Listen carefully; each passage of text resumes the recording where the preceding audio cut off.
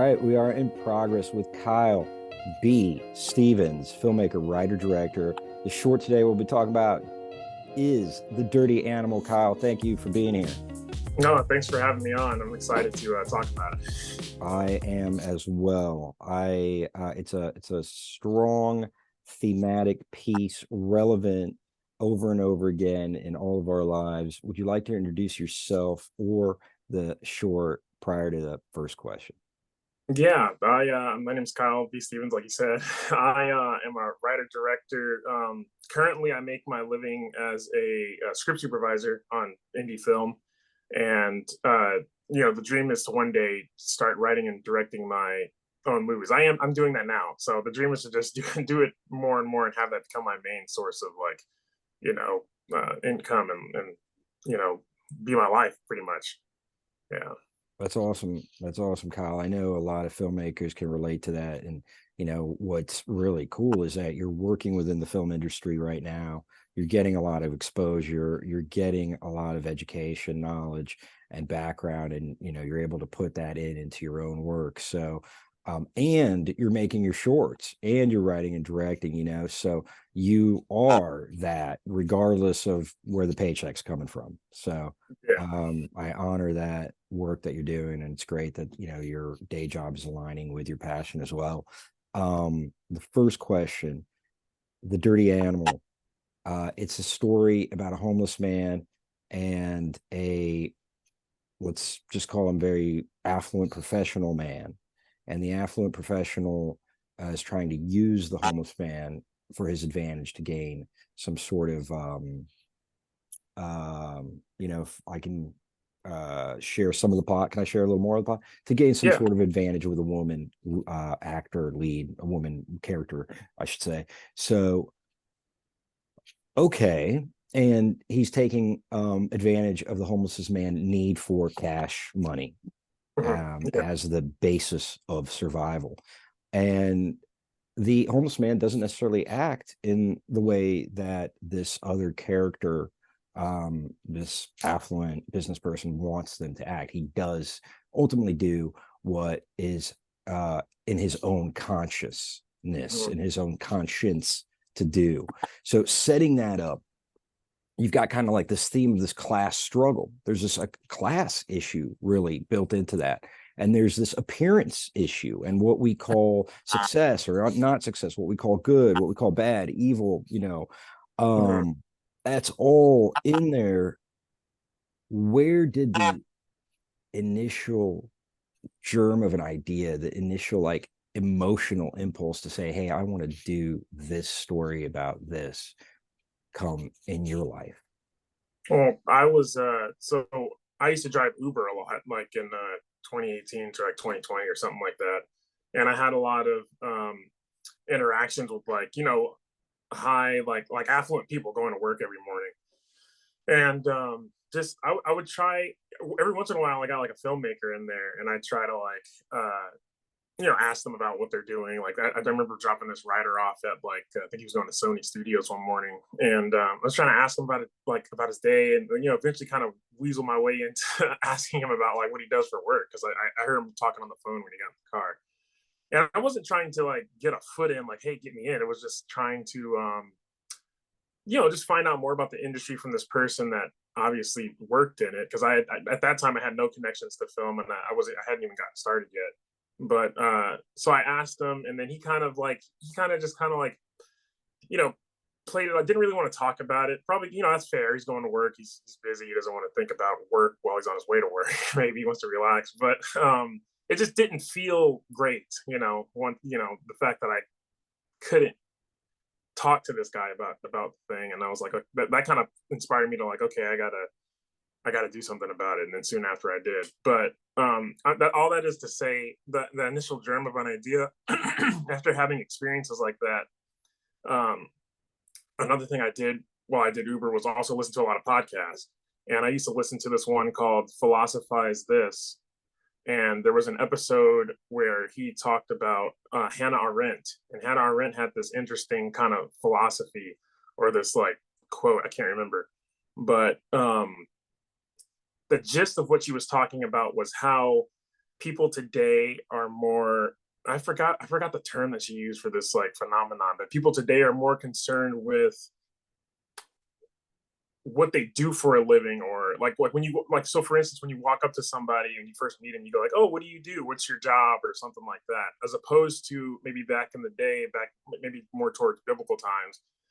Not that this is a biblical story or anything, but just back then it'd be like, well, like you were judged more off of like who you were as a person. Like, did you go to, uh, back then religion was a big thing. Like, did you go to church? Did you take care of your family? Were you a good person like amongst your community?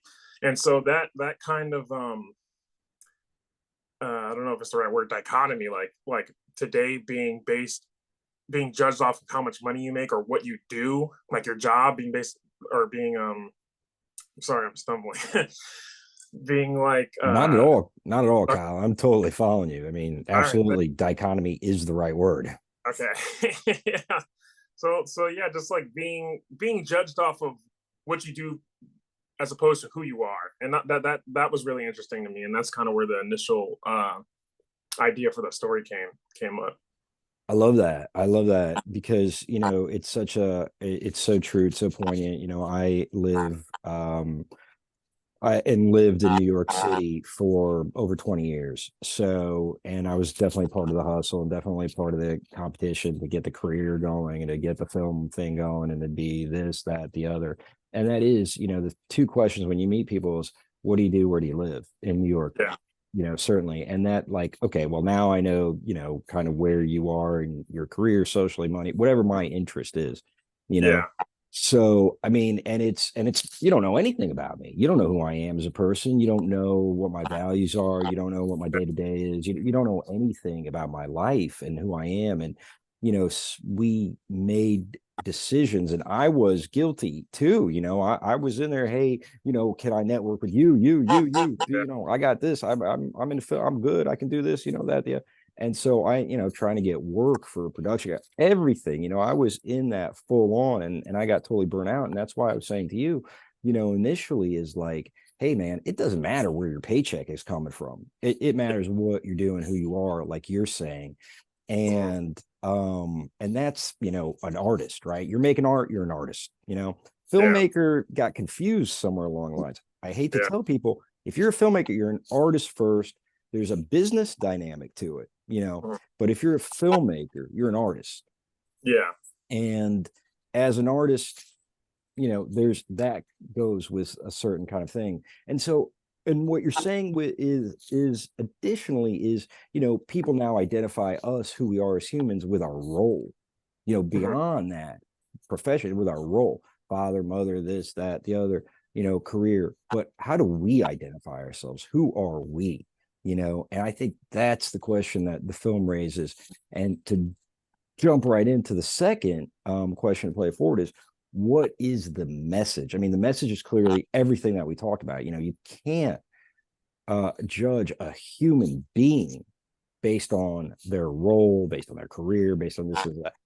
There is another way to judge a human being, and how do you feel, and you don't have to be didactic about it in terms of being preachy, but how do you feel, where is your heart watching that movie in terms of what is it saying about how we should judge others? Um. So sorry. Could you repeat the question a little bit? So, Yes. So I like to let filmmakers off the hook. You're a creator, you've written a story, you don't want to beat your audience over the head with, well, my film was saying this, that, and the yeah. other, right? And so, I take it off the hook and I say, well, okay, don't do that. But as a viewer yourself, put yourself in the viewer headspace and you want to take away something for this movie that fills your heart. You want to take away a lesson, something that you can hold on to. This movie gave you something. What is Yeah. that? So that's what. So like you said, I never want to tell like, I don't want to be like the type of filmmaker where it tells you like this is what it's about, like, but you better learn this lesson. But so what I think movies should be is less of like a monologue, less of like propaganda, and more of like a dialogue or asking questions. And so that's kind of what I was trying to do with the story. So I kind of told you like with the Hannah Arendt that was like the initial germ of the idea. And then within that, I was asking myself questions. And then I try to do, to the best of my ability, pose those questions within the actions and the, like situations of the characters. And hopefully those questions accumulate in the viewer's mind.